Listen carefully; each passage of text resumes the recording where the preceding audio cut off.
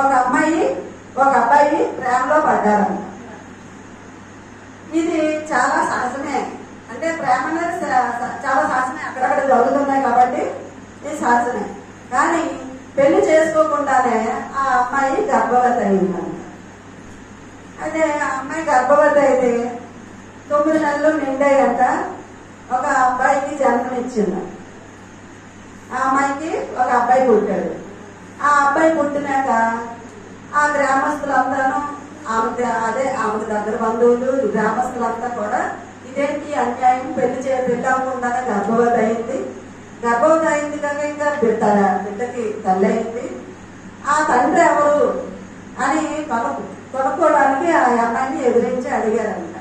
అడిగితే ఆ అమ్మాయి ఏం చేసిందంట, నేను ఇప్పుడు తండ్రి ఎవరో చెప్తే అతన్ని వెళ్ళి వీళ్ళంతా కలిసి కొడతారు, ఆయన పేరు చెప్పను అని చెప్పేసి ఏం చేసిందంట, ఆ కొండపైన ఉన్న సాధువు పేరు చెప్పిందంట.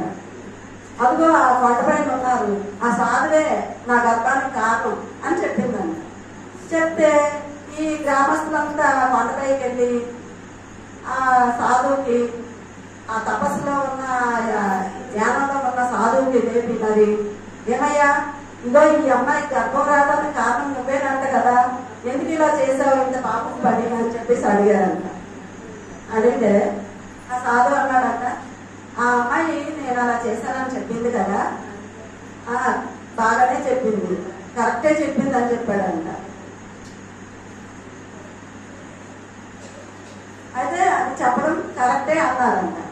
అంటే ఈ గ్రామస్తులంతా అవునా, ఆ బిడ్డ తండ్రి నువ్వేనా, అయితే ఈ బిడ్డకి నువ్వే పెంచుకో అని చెప్పేసి ఆ బిడ్డని ఆ సాధువు దగ్గర విడిచిపెట్టేసి వెళ్ళిపోయారంట.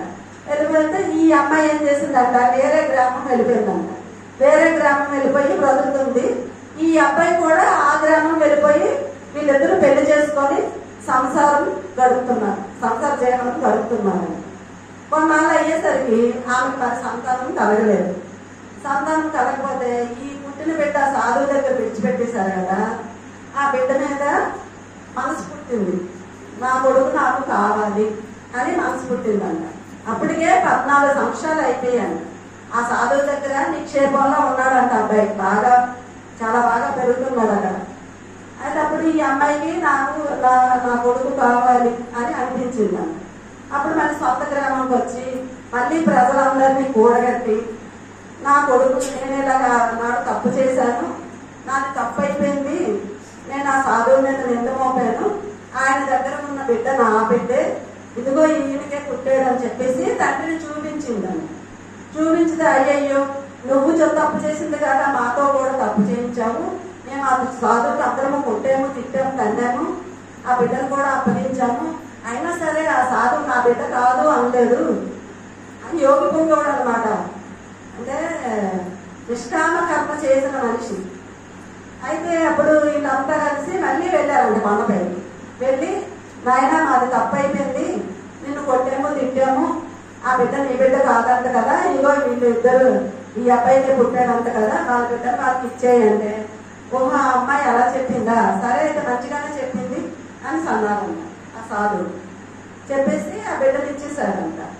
ఆ బిడ్డని తీసుకొని వాళ్ళు ఊరిపోయి వాళ్ళు చక్కగా బతుక్కుంటున్నారంట. అంటే యోగి పొంగోళ్ళు అలా ఉంటారు.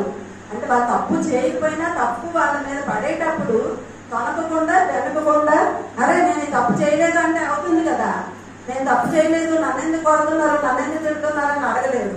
కానీ అమ్మాయి అలా చెప్పిందా, అయితే అదే నిజమనిసి ఒప్పుకున్నారు. రెండోసారి కూడా ఆ బిడ్డ నా బిడ్డే అంటే కూడా అలా చెప్పిందా, అది నిజమే అని చెప్పేసి ఒప్పుకొని తన బిడ్డను తనకి ఇచ్చేసారు అన్నమాట.